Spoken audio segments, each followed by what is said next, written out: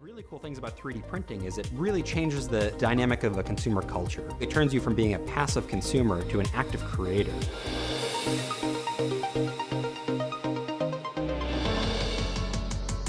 3D printing is this amazing new technology where you can take a 3D digital file and with the click of a button use that file to create an actual physical 3D part.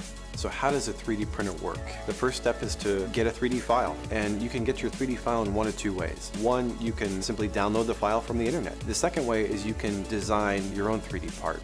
The software is going to slice your part up into layers. By building a part layer by layer, you're able to create a plastic part in 3 dimensions, and the possibilities are limited only by your imagination. People will create their next big invention, or engineers and designers create small production runs or little prototypes. Teachers can use it to print out teaching aids. If a teacher is doing a little lesson on a ship, they can actually print out a sailing ship and pass it around the class. And people print out things for around the house. iPhone cases are pretty big. You break a towel hook, you can print out a new one. We want to make 3D printers at a price that the average person can afford and also easy to use. We're already seeing late stage early adoption of 3D printing, but for me the exciting thing is what's to come.